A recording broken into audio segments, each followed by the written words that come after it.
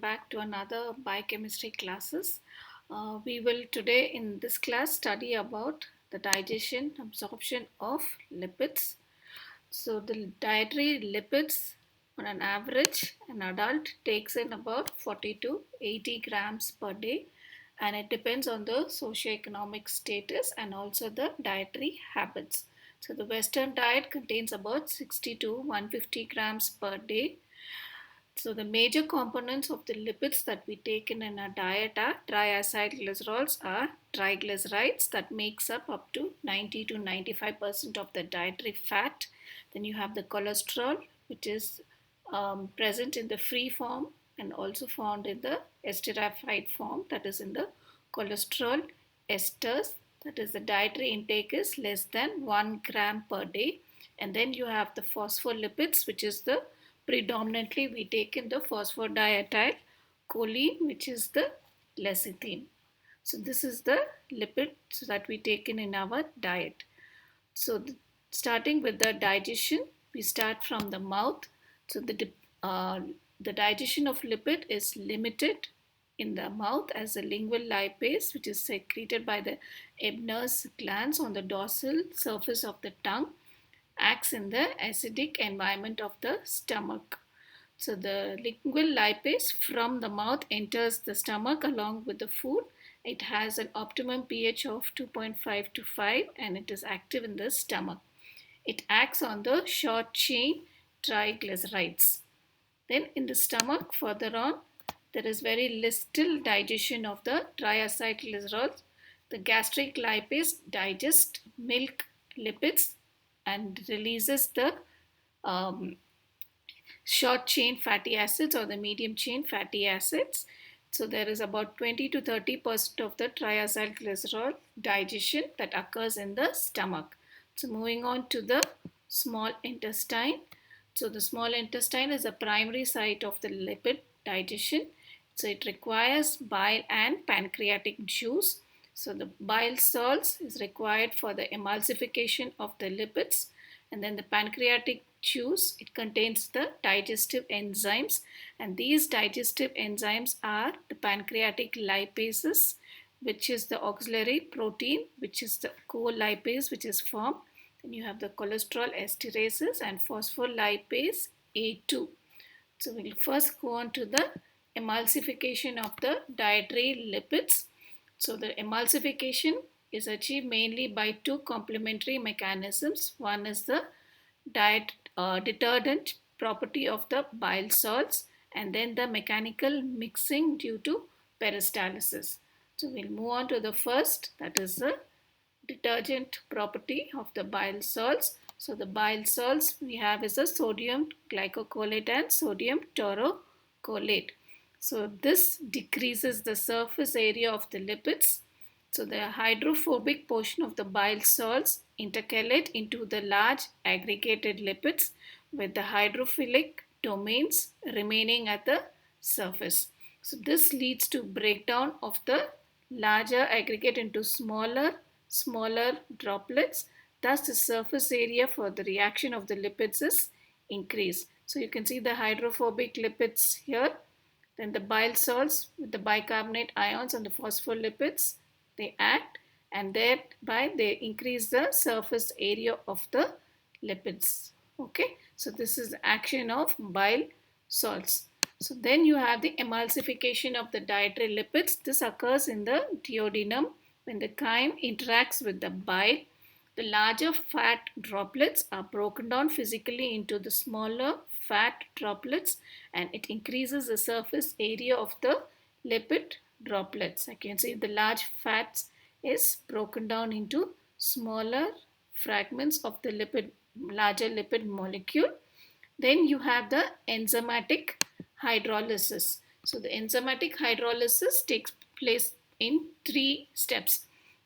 So the first one is the digestion of the triacylglycerol, then the digestion of the phospholipids, and then you have the digestion of the cholesterol esters. So first we'll go on to the digestion of the triacylglycerol. So this requires the pancreatic lipase, and this is also along with the bile salts and the co-lipase, it acts on the lipids. So the co-lipase, a pancreatic protein, binds at the lipid aqueous interface and causes a conformation change in the lipase and exposes the active site. So the co-lipase is secreted as a zymogen procolipase, which is activated by the intestine by the trypsin. So what happens here? The pancreatic lipase cleaves preferentially the fatty acids, particularly the long chain fatty acids, more than 10 carbon atom at the C1 carbon atom and the C1 carbon atom and the C3 carbon atom. So the triacylglycerols, in the presence of lipase, first gets converted to 2,3-diacylglycerols, and then it gets broken down into 2 monoacylglycerols and 1 monoacylglycerol and 1 molecule of glycerol, as you can see. So the lipase acts by removal of water molecules further down, and again what happens, it forms 2 monoacylglycerol and 2 molecules of free fatty acids. So this is a digestion of triacylglycerols. Next we'll go on to digestion of the phospholipids. So the phospholipids are hydrolyzed in the intestinal lumen by the enzyme phospholipase A2. So it is converted into the active form by the trypsin.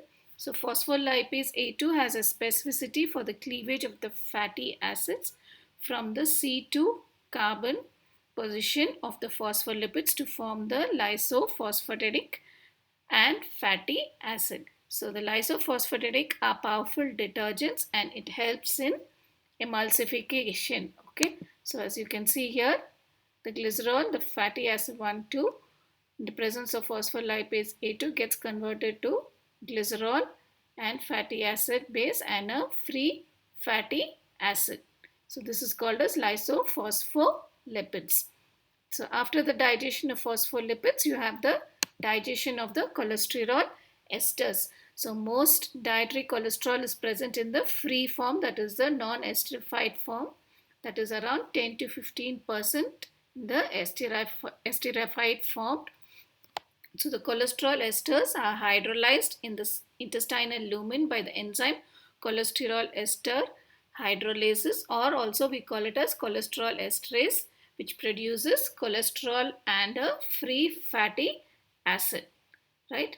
So now what are the products of lipid digestion? So the primary products of lipid digestion in the jejunum are free fatty acid, 2 monoacylglycerol, free cholesterol, and then you have the lysophospholipids. So further, after the products of the lipid digestion, next you have is the absorption of lipids. So the absorption occurs in the small intestine, that is in the jejunum. Then what happens after that? It forms a mixed mycelium formation. Then the mucosal uptake takes place. Then you have the resynthesis of the triacylglycerol, the phospholipids and the cholesterol esters. Then the next you have the chylomicron formation, and then the secretion of the chylomicrons into the lymph. So these are the different steps in absorption of lipids. So first we'll go on to the mixed mycelia formation. So the hydrolytic product of the lipids along with the bile acids aggregate to form the mixed mycelia. So the disc-shaped clusters of the amphipathic lipids with their hydrophobic groups on the inside and the hydrophilic groups on the outside. So you can see the hydrophobic group are present in the inside and the hydrophilic group are present on the outside. Then what happens after this? It is the mucosal uptake. So the mixed mycelia move to the brush border of the intestinal mucosal cells in the jejunum. The mixed mycelia do not enter to the cell, but only the fatty acids, 2 monoacylglycerols and the cholesterol enters. The glycerol, the short chain fatty acid and the medium chain fatty acid does not require the assistance of the mixed mycelia for absorption and they are directly absorbed from the intestinal lumen into the portal vein and are taken into the liver. Then the next one is a re-esterification of inside the mucosal cell. So in the enterocytes, the lipids are reformed to triacylglycerols or the triglycerides, cholesterol esters and the phospholipids. Okay, so in the mucosal cell, it leads to the formation of the triacylglycerol. Then you have the cholesterol ester formation and also the phospholipids. Then next is the chylomicron formation. So the newly synthesized triacylglycerol interacts with apolipoprotein B48, cholesterol and the phospholipids to form the chylomicrons. Then you have the secretion of the chylomicrons into the lymph. So when they are released into the lymphatic vessels by exocytosis, the presence of the chylomicrons gives the lymph a milky appearance which is observed after a lipid-rich meal. Okay, so these are the 5 steps in the absorption of lipids. Next, we'll go on to the abnormalities of the lipid digestion and absorption. So there is about more than 95% of the ingested lipid normally are absorbed. So what is it? Steatorrhea is a condition which is characterized by excretion of the fat in the feces is more than 6 grams per day. There is foul smelling, pale and greasy stools. Then you have the pancreatic deficiency. Here there is unsplit fat is present in the stool. When the bile is not available, the absorption is defective and the split fat is excreted. Then you have the impairment in the lipid absorption by the intestinal cells, which is seen in chronic pancreatitis, bile duct obstruction, celiac disease, tropical sprue, and then you have Crohn's disease. So these are the abnormalities of lipid digestion and absorption. So this is about the digestion and absorption of lipids. So after the digestion and absorption of lipids takes place, so the next we'll go on to the beta oxidation of fatty acids. So what is beta oxidation? It is nothing but fatty acid oxidation on the beta carbon, and we call this as a beta oxidation. So by definition, this is a process known as beta oxidation because the oxidation and splitting of 2 carbon atoms occurs at the beta carbon atom of the fatty acid chain. So this results in sequential removal of a 2 carbon fragment, that is acetyl CoA. So it is a major source of energy of ATP.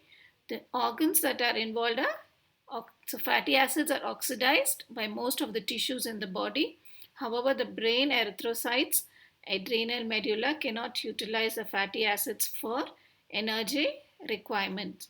So this beta oxidation takes place in the mitochondrial matrix. So beta oxidation involves 3 stages, that is the activation of fatty acids occurring in the cytosol, then the transport of the fatty acids into the mitochondria, then the beta oxidation proper in the mitochondrial matrix. So the first we'll go on to activation of fatty acids in the cytosol. So the fatty acids in the presence of thiokinase enzyme where ATP gets converted and a pyrophosphate is released and forms the acyl CoA. Now this acyl CoA next further goes on into the beta oxidation cycle. So next, after the activation, next is a transport of acyl CoA into the mitochondria.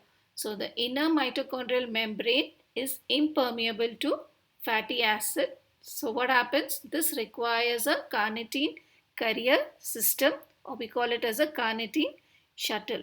So carnitine is otherwise we call it as beta-hydroxy-gamma-trimethyl amino butyrate, which acts as a transport protein and activates the fatty acids from the cytosol to the mitochondrial matrix. So this occurs in 4 steps.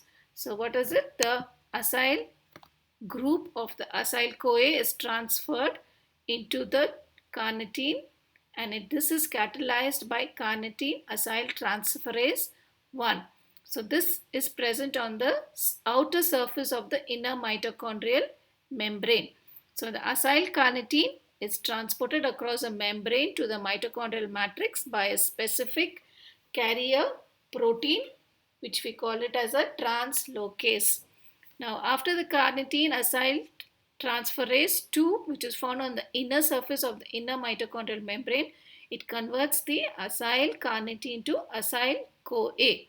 Then the carnitine again is released and returned to the cytosol for further reuse.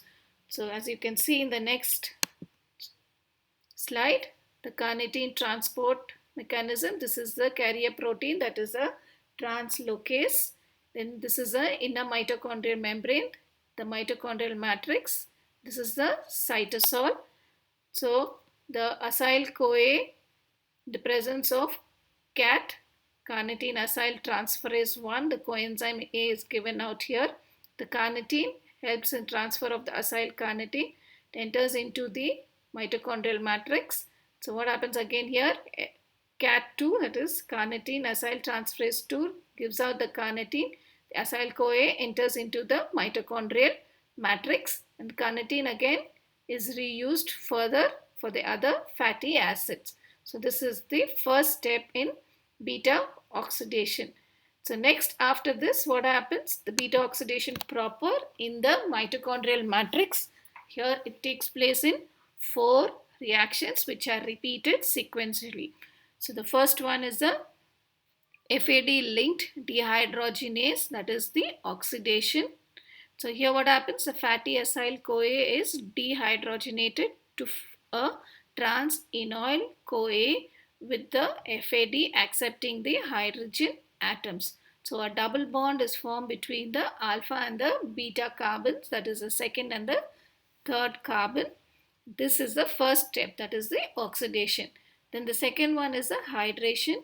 The enoyl CoA hydratase brings about the hydration of the double bond to form the beta-hydroxy-y-Trimethyl. So after the hydration, next you have is a NAD dependent dehydrogenase. This is also an oxidation step. The beta-hydroxy-acyl-CoA dehydrogenase catalyzes the second oxidation and generates NAD. The product which is formed is a beta-keto-acyl-CoA. So after that you have the cleavage. The beta-keto fatty acyl-CoA now undergoes theolytic cleavage. What happens by this cleavage? There is splitting of a molecule of acetyl-CoA and leaving behind a fatty acid with 2 carbon atoms less. So after every cycle, 1 acetyl-CoA is removed and the process continues till an even chain fatty acid is broken down to 2 acetyl-CoA, or a odd chain fatty acid is broken down to a 3 carbon propionyl CoA. So the next you can see in this, so the fatty acids, okay, presence of a acyl-CoA synthase gets converted to fatty acyl-CoA, and this fatty acyl-CoA in presence of a carnitine carrier system gets transported from the cytosol to the mitochondria. So this fatty acyl-CoA, here again it undergoes 4 steps. So acyl-CoA dehydrogenase, FAD gets converted to FADH2, gets converted to trans-enoyl CoA. So this is the FAD linked dehydrogenase.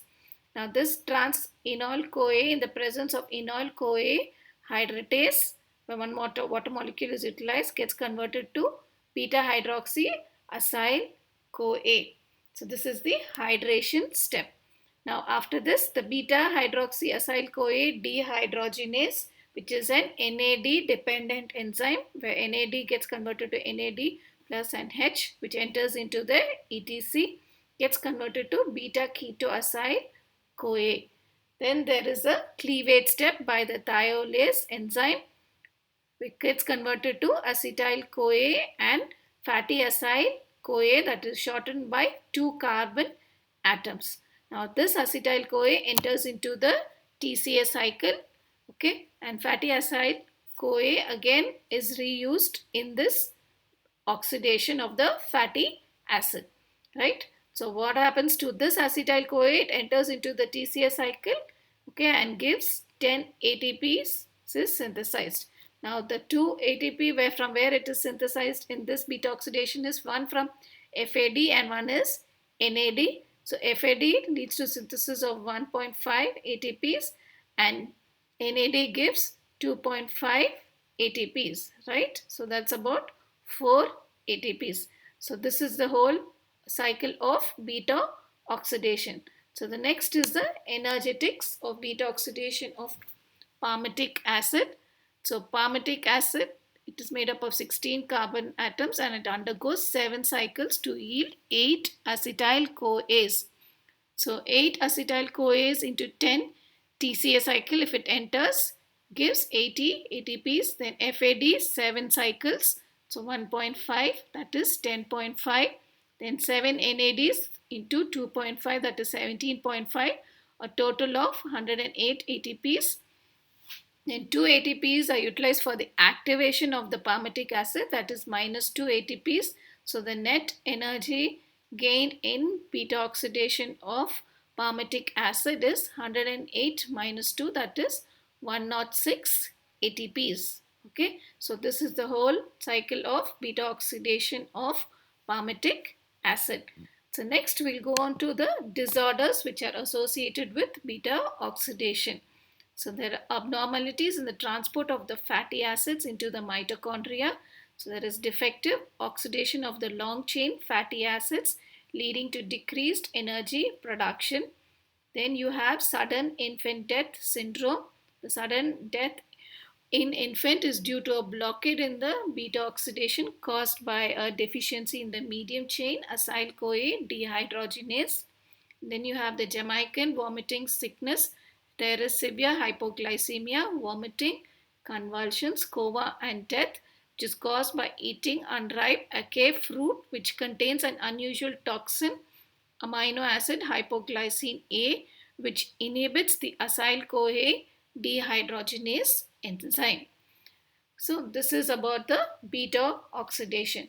So next we'll just study about the oxidation of odd chain fatty acids. So this leads to oxidation in the same manner as the even chain, but after successive removal of 2 carbon units at the end, one 3 carbon atom of propionyl CoA is produced. Okay, so that's the difference between the odd chain and the even chain fatty acid oxidation.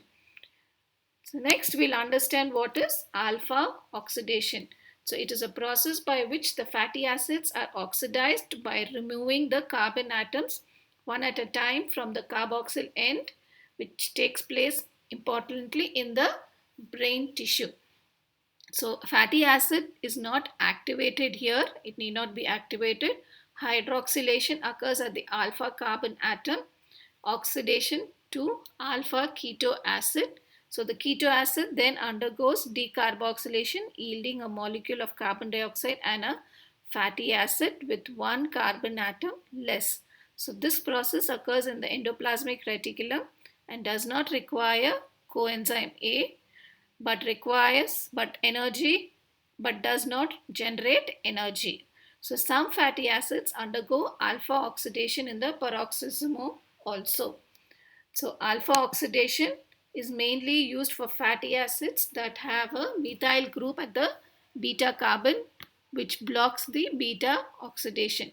So a major dietary methylated fatty acid is phytic acid, and this is derived from phytol present in the chlorophyll, milk, and in the animal fats.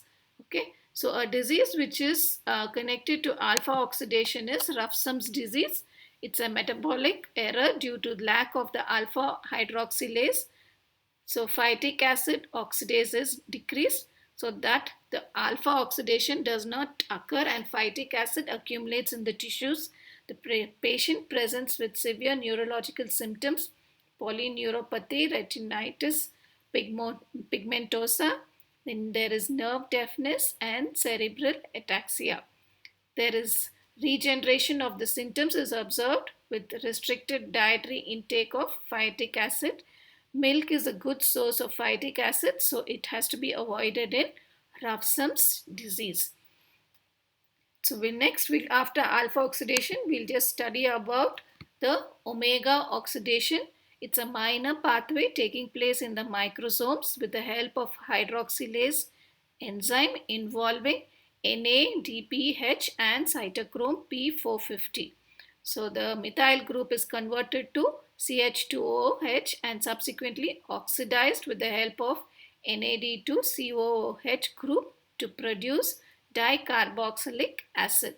So the omega oxidation becomes important when the beta oxidation is defective and the dicarboxylic acid, that is the 6 carbon and the 8 carbon acids, are excreted in the urine, causing dicarboxylic acid aciduria.